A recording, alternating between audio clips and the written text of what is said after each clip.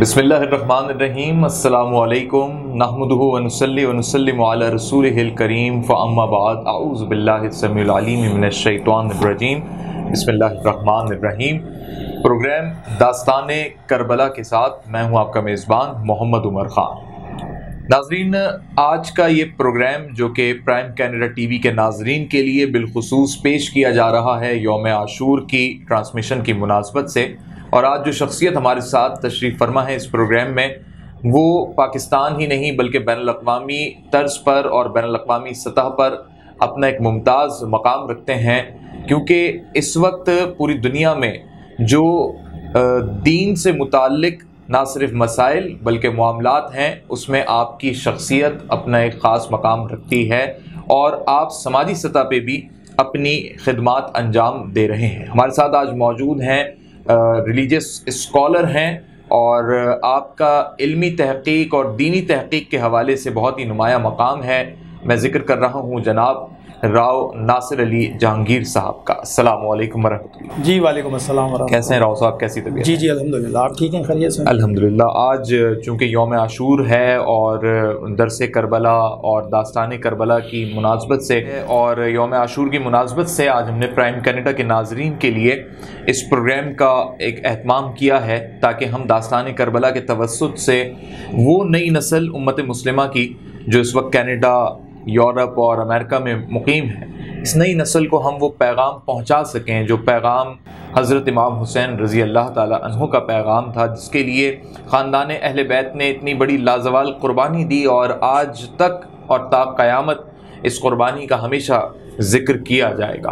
तो नासिर साहब, मैं चाहूँगा कि गुफ्तगू का हम आगाज़ करते हैं और इसी पॉइंट से, इसी पहलू से हम गुफ्तगू का आगाज़ करते हैं कि दर हकीकत आज यौम आशूर की मुनासबत से वो क्या पैगाम है जो करबला के तमाम शहदा की शहादत से नस्ल नौ को मिल रहा है। बहुत बहुत शुक्रिया उमर भाई। आज बहुत बड़ा दिन है, नस्ल इंसानी के लिए बहुत बड़ा दिन है और ज़ाहिरन आशूरा और आशूर के जो इस वक्त माहौल है पूरी दुनिया के अंदर, हर मुसलमान का दिल रंजीदा है। ज़ाहिरन इमाम अली मकाम की शहादत और एक ऐसी अजीम शहादत के अगर उनकी शहादत का ज़िक्र ना हो तो इस्लाम की तारीख़ मुकम्मल नहीं होती। और आपने रूए ज़मीन की क़यामत तक के इंसानों को जो पैगाम दे दिया, और मैं बड़ा देखता हूँ, इकबाल ने बड़े खूबसूरत अंदाज में इसको कहा कि न मस्जिद में, न काबा में, न बैतुल्लाह की दीवारों के साए में नमाज इश्क अदा होती है तलवारों के साए में। ये अल्लामा इकबाल उस वक्त फरमा गए क्योंकि बुनियादी तौर पर इमाम अली मकाम की जो शहादत है, जो हमारे सामने वहाँ के वाक़यात हैं और जो तारीख़ में मुख्तलिफ़ सिमत से चीज़ें हमारे पास चली आ रही हैं, लेकिन मैं हमेशा एक बात कहता हूँ कि हमें बुनियादी तौर पर वाक़या करबला की रूह को समझने की ज़रूरत है, जिसको आज हम भुला बैठे हैं। बिलख़ुसूस बर्र सग़ीर पाक व हिंद में जो आशूरा का तक़द्दुस है, आशूरा का पैगाम है, आशूरा की जो रूह है जिस पर हमें चलने की ज़रूरत भी है और उसको दोहराने की ज़रूरत भी है, वो अब माज़रत के साथ अब हम देख रहे हैं कि उस पैगाम को गडमड कर दिया गया है। अब जब आशूरा आता है तो ऐसे लग रहा है कि ये सिर्फ अहले तशय्युअ का एक त्यौहार बन चुका है माज़अल्लाह, जबकि हज़रत इमाम हुसैन तो सबके हैं, सबके हैं। उनकी ज़ात, उनका मकाम, उनकी इज़्ज़त, उनका वक़ार, उनकी आबरू हमारी जान व माल और इज़्ज़त आबरू से कई गुना है। हकीकी जो पैगाम है पूरी नस्ल इंसानी के लिए इमाम अली मकाम का, हमें उस पैगाम को आज फिर से ना सिर्फ दोहराने की ज़रूरत है बल्कि उस पर चलने की ज़रूरत भी है। लेकिन हज़रत इमाम अली मकाम क्या माज़अल्लाह इसलिए नहीं गए वहाँ पर कि वहाँ उनकी कोई इक़्तिदार की ख्वाहिश थी, क्योंकि मदीना मुनव्वरा की गद्दी से बड़ा कोई इक़्तिदार नहीं हो सकता था। और कुछ लोग, जोहला लोग, हम देखते हैं गुफ्तगू के अंदर तारीख़ को तोड़ मोड़ के उम्मत को गुमराह करने की भी कोशिश करते हैं, जबकि हकीकतन ये है कि इमाम अली मकाम की जो आपका सब्र है, जो आपकी हिम्मत है, जो आपका एक, अब उस वक़्त देखते हैं पूरा हिस्ट्री हमारे सामने है कि इमाम अली मकाम ने क्या खूबसूरत अंदाज में अल्लाह सुब्हानहू तआला के फ़ज़ल और करम से उस सारे वो इम्तिहान से गुज़रे। बिलख़ुसूस वो जो ख्वाब जिसके ऊपर ये बात होती है कि जब 10 मुहर्रम का दिन है आशूरा का, और आप जो है अपने ख़ैमे में थोड़ी देर के लिए आते हैं और वो बिल्कुल आखिरी लम्हात होते हैं, तो उसमें जब मैं वो पढ़ता हूँ ना, वो पूरा वजूद लरस जाता है। उससे हम पूरी हकीकत को जान सकते हैं कि तो सैयदा ज़ैनब जो आपकी बहन वहाँ मौजूद है, तो आप ऊँग में आते हैं और उसके बाद आपके चेहरे पर एक मुस्कुराहट आती है। तो बहन पूछती है कि भाई ज़ाहिरन सब शहीद हो चुके हैं, पूरा घराना अल्लाह की बारगाह में कबूल हो चुका है। तो आप पूछते हैं भाई इस मौके पर आप मुस्कुरा रहे हैं, तो आप कहते हैं कि बहन मैंने अभी अभी नाना जान की ज़ियारत की है और नाना जान अभी मेरे ख्वाब में आए हैं और नाना जान ने मुझसे कहा है कि हुसैन हम तुम्हें लेने के लिए आ रहे हैं। तो आपने कहा ज़ैनब घबराना नहीं, इस्तकामत के साथ खड़े रहना। और आप ज़रा देखें उस वक़्त सैयदा तैयबा ताहिरा हज़रत बीबी ज़ैनब सलामुल्लाह अलैहा का जज्बा और उनकी क़ुव्वत और उनकी ताकत और उनका मकाम आप ज़रा देखें कि पूरा ख़ानदान शहीद हो चुका है, लेकिन आप पूरे इस्तकामत के साथ खड़ी हुई हैं। तारीख़ जिन्होंने तारीख़ को पढ़ा है वो इन चीज़ों को देखते हैं। और इमाम अली मकाम का जब जिक्र आता है तो ये अहले ईमान की शान है कि उनके अंदर एक वलवला और एक अंदर हलचल मचती है। और आप देखें कि आप अपनी बहन को आखिरी लम्हात में क्या पैगाम देकर जा रहे हैं कि बहन नाना जान मुझे अभी भी ख्वाब में नज़र आए हैं और वो फरमा रहे हैं कि हुसैन हम तुम्हें लेने के लिए आ रहे हैं। और आप ज़रा देखें पैगाम क्या दे रहे हैं कि आपने हिम्मत से, सब्र से, इस्तकामत से इसका मुकाबला करना है। कोई ऐसी बात मुंह से नहीं निकालनी जिससे हमारी ये कुर्बानी पर कोई हर्फ आए। और आपने पूरे वकार, पूरी जमा मर्दी के साथ ना सिर्फ यजीदी फ़ौजों का मुकाबला किया, बल्कि अगर मैं अपने विजदान की बात करूं तो खुदा की कसम इस पर कोई जो है कदखन नहीं है कि इमाम अली मकाम तो शेर खुदा के बेटे थे और उनकी रगों में तो शेर खुदा का खून दौड़ता था।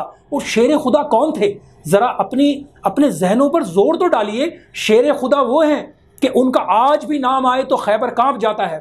और जिस वक्त आप खैबर की फ़तह के लिए गए हैं और आपने खैबर पर जब हमला किया है, क्योंकि नबी पाक सल्लल्लाहु अलैहि वसल्लम ने एक दिन पहले फरमा दिया था कि कल जो है ये खैबर की बात इसलिए मैं कर रहा हूँ ताकि हमारे सुनने वालों को पता चल जाए कि हम किस हस्ती का जिक्र कर रहे हैं। कि नबी पाक सल्लल्लाहु अलैहि वसल्लम ने फरमाया था जब किला खैबर फ़तह नहीं हो रहा था, आपने फरमाया कल जब मैं ऐसी शख्सियत को झंडा दूंगा कि जिसके हाथ पर अल्लाह सुब्हानहू व तआला ने फ़तह लिखी होगी। हर सहाबी रसूल की आरज़ू थी कि काश ये सादत उसके हिस्से में आ जाए। लेकिन अगले दिन जब हरम में नबी पाक सल्लल्लाहु अलैहि वसल्लम तशरीफ़ लाते हैं तो आपने फरमाया कि अली कहाँ है? तो उस वक्त आप आशूब चशम में हैं, लेकिन आप तशरीफ़ लाते हैं, लब्बैक या रसूलल्लाह। आप फरमाते हैं अली ये झंडा लो और फ़तह अल्लाह ने तुम्हारे हाथ पे लिख दिए। आप ज़रा तसव्वुर करें उस वक़्त अली के यकीन की मंजिल क्या थी। आप इतनी सरशारी में थे कि आप वो झंडा अपने दस्ते मुबारक में लेते हैं और खैबर की तरफ आप अपने घोड़े की एड़ी लगाते हैं और चल पड़ते हैं। लश्कर तो बहुत पीछे था, लेकिन अली को यकीन था कि दो जहानों के सरदार ने फरमा दिया है कि अली फ़तह तुम्हारे हाथ में है। और फिर ज़रा आप देखें कि जिस किले को फ़तह किया गया उस किले की स्ट्रेटेजी क्या थी यहूदियों की, कि उन्होंने बहुत बड़ी खंदक जो है अंदर दरवाजे के बाहर खोदी हुई थी कि जैसे ही दरवाज़ा खुले तो फ़ौज आग में गिर जाए। लेकिन उस वक़्त जो मंज़र कायनात ने देखा है, क्या वो अहले ईमान को नज़र नहीं आया? अहले ईमान आज भी उसके गवाह है कि आपने अपने दस्ते मुबारक से उस 3 मंजिला फाटक को, कमो बेश उसकी हाइट तारीख़ में इसी तरह की मिलती है, कि आपने उस अपने दस्ते मुबारक को उस दरवाज़े के चौखट में डाला और आपने अपना अल्ला हौला वला कुव्वता इल्ला बिल्ला, ये नबी पाक ने उनको इरशाद फरमाया था कि आपने पढ़ना है। तो आपने वो दस्ते मुबारक उसमें डाला और पूरा उसका उखाड़ दिया खैबर को। फिर आप देखें ज़रा वो कितना तवील दरवाज़ा है, उसको अपने दस्ते मुबारक पर लेकर ऐसे पुल बना दिया उस खंदक के ऊपर, और पूरी इस्लामी फ़ौज, फिर सहाबा की फ़ौज उसी के ऊपर से गुज़र के अंदर गई है। और फिर सामने मरहब है। मरहब की ताकत का आलम यह है, तारीख़ की कुतब में लिखा हुआ है कि मरहब अपने दौर का सबसे ताकतवर तरीन इंसान था, इतना ताकतवर तरीन इंसान था। लेकिन जब ये मौला अली के मुकाबले में आया तो इसने आकर बड़े तकब्बुर से कहा कि मैं मरहब हूँ, मेरी माँ ने मेरा नाम मरहब रखा है। तो मौला अली मुस्कुराए और फरमाया कि मैं हैदर हूँ, मेरी माँ ने मेरा नाम हैदर रखा है। और एक ही वार से उसके 2 टुकड़े कर दिए। और तारीख़ की किताबों में है कि जब आपने वार किया है तो उसके सर को वार चीरता हुआ, उसके जिस्म को चीरता हुआ, ज़मीन की तहों से होता हुआ, जिस तनाबों ने पूरी कायनात की ज़मीन को थामा हुआ है, अगर जबरील अमीन ना आते और उस वार को ना रोकते तो पूरी ज़मीन ही उलट जाती। तो ये एक झलक है मौला अली की ताकत की। और आज हम बात कर रहे हैं इमाम अली मकाम की, उन्हीं की रगों में उन्हीं का खून है। खुदा की कसम ये बात अगर की जाए तो इसमें ज़र्रा बराबर शक नहीं, अहले ईमान का इस पर यकीन है कि इमाम अली मकाम ने करबला में ताकत होते हुए जोर नहीं लगाया। अगर आप अपनी ताकत, अपनी तलवार की ताकत यजीदी फ़ौजों पर डाल देते, खुदा की कसम रूए ज़मीन पर एक यजीदी आपको नज़र ना आता। वो शेर खुदा के बेटे थे। आप क्या बात कर रहे हैं? उन्होंने तो शेर खुदा के बेटे होने के साथ साथ करबला की ज़मीन पर खड़े होकर क़यामत तक के इंसानों को सब्र का, नमाज का और जो आगे की मंजिलों का पैगाम दिया है, आज हमें उस पैगाम को लेना है। और पैगाम ये था कि आपने वक्त के जाबिर और जालिम हुक्मरान के सामने सर नहीं झुकाना। आज उम्मत क्या कर रही है, आज हम पर कैसे कैसे जालिम हुक्मरान जो हैं हुकूमतों में हैं, हम सारे जुल्म सहते जा रहे हैं। हम इन 10 दिनों में सिर्फ अपनी अकीदतों का इजहार इस तरह के मामलात करके इमाम अली मकाम को क्या खुश कर पाएंगे? ज़रा तसव्वुर कीजिए। इमाम अली मकाम ने तो फरमाया था कि जालिम जाबिर हुक्मरान के सामने अपने अमल से आपने साबित करके दिखाया कि आपने बड़े बदतरीन जबर के सामने खड़े हो गए सीना तान के, और आपने अपनी जान अल्लाह की बारगाह में पेश कर दी, लेकिन उनके सामने आपने सर नहीं झुकाया। आज उम्मत कहाँ खड़ी है, उम्मत किस मकाम पर खड़ी है? और मैं तो उमर भाई आपसे अगर बात करूं, खुदा की कसम बड़ा दिल अंदर से रंजीदा होता है कि आज इमाम अली मकाम के पैगाम को हम नहीं दे रहे, हम कुछ और चीज़ें प्रमोट कर रहे हैं इस वक्त सोसाइटी के अंदर, मुआशरे के अंदर। आप ज़रा देखें कि जिस वक्त शिमर लईन आपके सरे मुबारक को आपके जिस्म अथर से अलग कर रहा था, आप सजदे की हालत में थे, तो उसने देखा कि आपके लब हिल रहे हैं। शिमर लईन ने अपना खंजर रोक दिया और कान लगा के सुना कि सुनूं तो सही कि इस मकाम पर हुसैन क्या बोल रहे हैं। तो उसने जब कान लगा के सुना, तारीख की कुतब लिखने वाले कलम थरथरा गए। उसमें लिखा, लिखने वाले ने लिखा कि शिमर ने सुना कि इमाम अली मकाम, उस मकाम पर जब आपका सर तने मुबारक से अलग किया जा रहा था, तो उस वक़्त इमाम के होंठ हिल रहे थे। और शिमर लईन कहता है, मैंने सुना कि इमाम उस वक़्त कह रहे थे कि ए अल्लाह मेरे नाना की उम्मत को बख्श दे।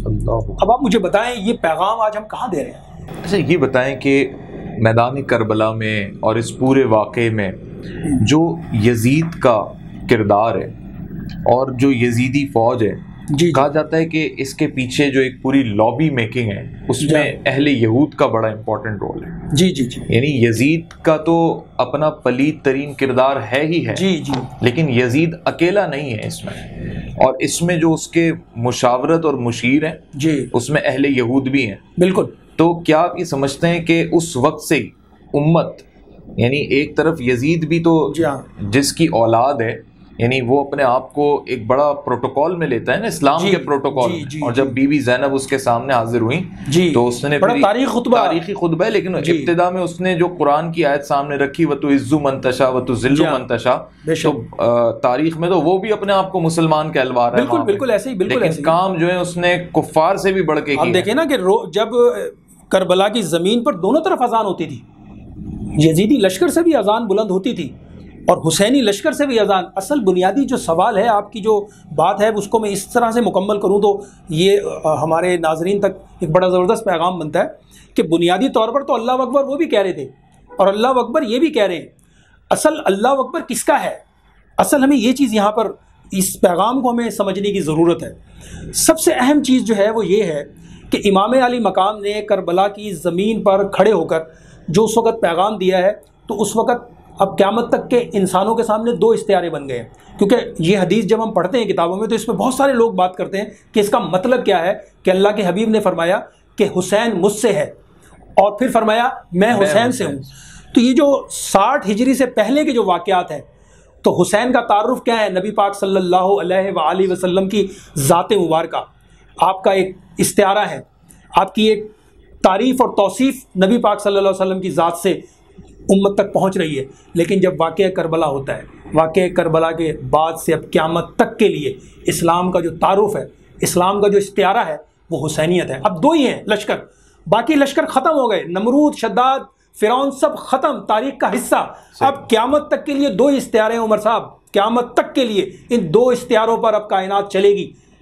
दो ही गिरोह हैं, एक गिरोह हुसैनियत का है और एक गिरोह यजीदियत का है। अब यजीदियत इस्तियारा है पूरी कायनात के जुल्म का, जबर का, कहर का, मलूनियत का और तमाम के तमाम इस रूए ज़मीन की रज़ालत का इस्तियारा अब यजीदियत है। और इस्लाम के लिबादे में, इस्लाम के लिबादे में। और ये सबसे ज़्यादा ख़तरनाक है। देखें ना, हज़रत मौला अली पर जिन लोगों ने हमला किया था, वो आप पर इल्ज़ाम क्या लगा रहे थे? ये भी तो तारीख़ का हिस्सा है ना कि उसका इल्ज़ाम क्या था मौला अली पर? उस हाफिज़ अब्दुर्रहमान इब्ने मुलजम, नाम ज़रा देखें, नाम से ही हम पहचान सकते हैं, हाफिज़ अब्दुर्रहमान इब्ने मुलजम। लेकिन इल्ज़ाम क्या लगा रहा है मौला अली पे कि ये शिर्क करते हैं, माज़ल्ला सुम्मा माज़ल्ला। तो ज़रा आप उस वक़्त की जहनियत को देखें और आज भी ये जहनियत हमारी इस सोसाइटी में मौजूद है। जो काबे में पैदा हुए जी, मौलूद काबा पे ये इल्ज़ाम लगे, तो इससे अंदाज़ा होता है कि ये पूरा एक जो माइंड था ये यहूदी, देखिए यहूदी जो है ना बड़ा अय्यार है, बड़ा मक्कार है। पूरी आप कुरान मजीद फुरकान हमीद गवाह है और ख़ुद नबी पाक सल्लल्लाहु अलैहि वसल्लम की अहादीस में बारहा उम्मत को ख़बरदार किया गया कि यहूदियों ने कितना सताया नबी पाक सल्लल्लाहु अलैहि वसल्लम को और कैसे कैसे साजिशें की, कैसे कैसे हमले किए। जितनी मुशरिकीन मक्का से जंगें हुई हैं सबके पीछे यहूद थे। अच्छा राव साहब, ये बताइए कि इस वक्त मैं ये देखता हूँ कि जो यजीदी फ़ौज का उधर किरदार है, जो अमल है उसका, जी जी, यानी 72 ख़ानदान अहले बैत के अफराद समेत 72 आपने मोमिनीन को, इस्लाम के पैरोकारों को शहीद कर दिया, इमाम आली मकाम को शहीद कर दिया, अब्बास अलमदार को शहीद कर दिया, हर उस शख्स की आपने शहीद कर दिया जो अपने अंदर खुद फजीलतें लिए बैठे। बेशक उसके बाद जो कुछ किया गया वो समझ में नहीं आता। ये तो इंसानियत के ज़ुमरे से बाहर की बात है कि 6 माह के बच्चे के साथ हज़रत अली असगर, और जो शहादतों के बाद जो वक्त शुरू होता है खैमे जलाना, ख़वातीन की बेहुरमती, कैदी बना के लेके जाना और फिर उन जिस्मों को जो शहदा के जिस्म हैं उनकी बेदर्दी करना, उन पे घोड़े दौड़ाना, ये चीज़ क्या थी? देखिए उमर भाई, मैं बुनियादी तौर पर जो इस पूरे वाक़े के अंदर जो हमें सबसे बड़ी चीज़ नज़र आती है, देखिए जो यहूदियत और यहूदियत के वार थे मुसलमानों पर, जो नबी पाक सल्लल्लाहु अलैहि वसल्लम के दौर से ही थे, जो उस वक़्त यजीदी फ़ौज में भी हम महसूस कर सकते थे कि उसमें हम देख रहे थे वो नमाज तो बज़ाहिर पढ़ रहे थे, अल्लाह अकबर भी कहते थे और नमाज़ों में नबी पाक सल्लल्लाहु अलैहि वसल्लम का नाम भी ले रहे हैं, लेकिन उन्हीं के नवासे के साथ नबरदाज़मा है, उन्हीं के नवासे को निशाने पर लिया हुआ है। तो इससे हमें रूए ज़मीन के इंसानों को क़यामत तक के लिए एक पैगाम मिल गया कि अगर आप बहुत बड़े नमाजी भी हैं, बड़े हाजी भी हैं, आपने बड़े बड़े जनाब PhD स्कॉलर भी बन गए, अगर आप अहले बैत की मोहब्बत से महरूम हैं तो आप रांदा दरगाह हैं। आपकी ये बड़ी नमाजें, ये हज, ये रोज़े, ये ज़कातें और ये जितने आप बड़े नाम लिए फिर रहे हैं, सारे के सारे आपके मुंह पे मार दिए जाएंगे। अगर आप अहले बैत से मोहब्बत और उनके साथ मवद्दत का मामला रखते हैं तो आपके दुनिया और आखिरत दोनों संवर जाएगी। और अगर आप उनके बारे में अपने दिल के किसी गोशे के अंदर एक ज़र्रा बराबर, एक ज़र्रे के करोड़वें हिस्से के बराबर भी उनकी शान, उनकी अज़मत के बारे में शक में मुब्तला हैं, तो आपकी सारी की सारी ज़िंदगी के मामलात अकारत हो जाएंगे। मैं राव साहब, मैं ये कहना चाह रहा हूँ कि यहूदियत का अपना एक साजिशी उनसर था। जी, यजीदी फौज उतर गई और आमना सामना भी हो गया, जो जबर, जो जुल्म है वो भी है जी। लेकिन क्या इधर बुग़्ज़ नहीं था अहले बैत? 100% देखें, अहले बैत के साथ जो बुग़्ज़ है वो तो बुनियाद है ना आपके सारे अमाल की, कि वो बुग़्ज़ ही तो था कि जिसकी बुनियाद पर ये सारा का सारा एक पलंदा खड़ा किया गया और एक मामला किया गया। हालांकि देखें वाक़या करबला जो है ये सहाबाए कराम को पहले से पता था। पता है आपको इस बात का? नबी पाक सल्लल्लाहु अलैहि वसल्लम ने अपने सहाबा को बता दिया था कि मेरे इन नवासों को करबला की ज़मीन पर मेरी उम्मत शहीद करेगी, इनको ज़िबा किया, उम्मत शहीद करेगी, ज़िबा किया जाएगा। देखिए मैं आज आपको एक बड़ी अहम बात बताऊँ कि नबी पाक सल्लल्लाहु अलैहि वसल्लम ने अल्लाह से 2 दुआएँ मांगी थी, तो उसमें से अल्लाह सुब्हानहू तआला ने एक दुआ कबूल कर ली थी और एक को रोक दिया था, जिसमें से एक दुआ ये थी आप सल्लल्लाहु अलैहि वसल्लम की कि अल्लाह मेरी उम्मत की शक्लें मस्ख ना फरमाना, अल्लाह ने कबूल की। और आप सल्लल्लाहु अलैहि वसल्लम ने फरमाया कि या अल्लाह मेरी उम्मत के अंदर इत्तफाक और इत्तेहाद पैदा फरमाना, तो अल्लाह ने वो दुआ नबी पाक सल्लल्लाहु अलैहि वसल्लम की रोक ली थी और फरमाया कि ये उम्मत जो है तलवारों के साथ हलाक होगी।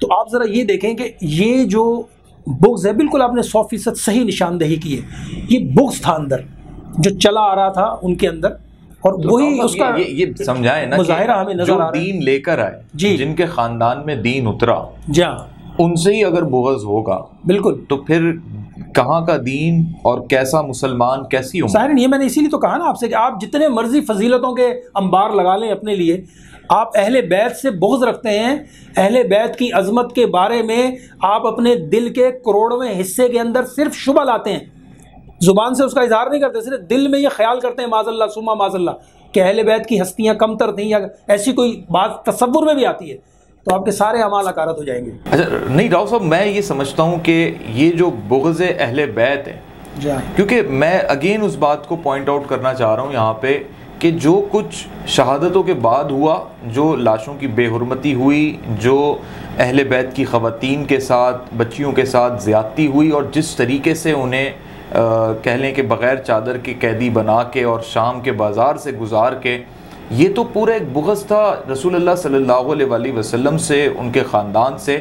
इसकी कड़ियाँ किधर से मिलती हैं? आपकी इस पर क्या राय है? देखिए, इसके ऊपर मुख्तलिफ़ स्कूल ऑफ थाट हमारी सोसाइटी में मौजूद हैं। कुछ स्कूल ऑफ थाट जो हैं वो इन बातों को एक लिमिट तक मानते हैं कि आगे की जो बातें हैं उस पर उनको कुछ है, लेकिन मैं ज़ाती तौर पर एक बात जो देखता हूँ इसके अंदर, जो मेरे अपने विजदान की है, वो ये है कि मैं जब देखता हूँ सैयदा तैयबा ताहिरा हज़रत ज़ैनब सलामुल्लाह अलैह को शाम के उस दरबार में जहाँ वो मलून बैठा हुआ था यजीद, और जब वहाँ गुफ्तगू होती है और जो सैयदा ने जो खुतबा दिया है, मैं कहता हूँ उम्मत की बच्चियों को उस खुतबे को पढ़ाने की ज़रूरत है कि इतना जुल्म जबर और इतनी लाशें और 72 तन, और तन भी वो जो पाक तन थे जो कुर्बान हो गए अल्लाह सुब्हानहू तआला की बारगाह में, उसके बावजूद सैयदा का जो हौसला था, सैयदा की जो एक मैं समझता हूँ डिग्निटी थी और उनका जो वक़ार था, वो उस पूरे खुतबे के अंदर मौजूद है। और वही खुतबा मैं समझता हूँ आज हमारी नई नस्ल की बच्चियों को पढ़ाने की भी ज़रूरत है। और वाक़या करबला का जो सबसे बड़ा पैगाम पूरी उम्मत के लिए जाता है वो यही है कि उम्मत वक्त के बड़े से बड़े जाबिर के सामने झुकने से इनकार कर दे, उम्मत रुए ज़मीन के बड़े से बड़े जालिम के सामने झुकने से इनकार कर दे। आज हमारी सोसाइटियों में क्या हो रहा है? आज हमारी सोसाइटी के अंदर एक गुंडा खड़ा होकर पूरे सोसाइटी को यरगमाल बना लेता है। हुसैनियत का पैगाम ये है कि आप उस गुंडे को उसकी गर्दन से पकड़ के उसके मकाम तक पहुँचाएँ। यही तो इमाम अली मकाम हमें पैगाम दे गए ना कि आप बज़ाहिर करबला की ज़मीन पर आपको ज़िबा कर दिया गया, आपको शहीद कर दिया गया। यजीद बज़ाहिर आपको शहीद करने में कामयाब हो गया, लेकिन ज़लील और रुस्वा हो गया। अब ज़रा देखें कि इधर इमाम अली मकाम के वो सर को तन से जुदा कर रहा है, लेकिन सरों को नेज़े पे बुलंद किया जा रहा है, लेकिन फिर भी आपके लबे मुबारक से कुरान मजीद फुरकान हमीद की तिलावत की आवाज़ सुनने वाले सुन रहे हैं। तो ये पैगाम था इमाम अली मकाम का पूरे ज़मीन के मुसलमानों के लिए कि हम अपनी सोसाइटियों के अंदर जिएंगे लेकिन वक़ार से जिएंगे लेकिन इज़्ज़त से जिएंगे, हम नाइंसाफ़ी को बर्दाश्त नहीं करेंगे, हम जुल्म और जबर को नहीं सहेंगे। यही तो पैगाम था। बाकी चीज़ें तो ये हम जो ले आए हैं बर्र सग़ीर पाक हिंद से फिर और इधर उधर जा रही हैं, ये हुसैनियत नहीं है, ये हुसैनियत का पैगाम नहीं है। हुसैनियत किसी सिसकती और तड़पती हुई बच्चियों की इज़्ज़त लूटने पर मुँह नहीं देखती। इमाम अली मकाम ने जो उस वक्त आपने मुकाबला किया है यजीदियत का, और आप ये क्या मतलब पानी क्या वो बंद करेंगे पानी इमाम अली मकाम का? वो तो खुद जो है हौज़े कौसर के मालिक थे, और खुदा की कसम पानी को वो क्या तरसते, पानी उनके लिए तरसा है कि उन लबों से पानी टकरा जाता। वो तो अल्लाह की रज़ा में अपने सारे अहलो अयाल के साथ कुर्बान होकर अल्लाह की बारगाह में सुरखरू हो गए, वरना पानी की क्या ज़रूरत थी, पानी की क्या औकात थी कि इमाम पानी को तरसते? अरे ईमान वाले तो उनका जिक्र ऐसे करते हैं कि पानी उनको तरसता रहा, कि वो तो हर चीज़ पर अल्लाह ने उनको कुव्वत बख्शी थी। अब्बास पे पानी तवाफ कर, आज भी तवाफ कर रहा है। तो ये चीज़ें हमें बताती हैं कि ये वो नफूसे कुदसियाँ हैं कि जिनकी वजह से आज भी इस्लाम का परचम रुए ज़मीन पर क़यामत तक लहलहाता रहेगा। और इमाम अली मकाम की ये शहादत जो है यजीदियत पर तमाचे मारती रहेगी। आज भी देखें, मैं जब गया, मैं ख़ुद गया था शाम में, मैंने यजीद की कब्र को देखा, यकीन करें उस पर एक अजीब लानत बरस रही थी।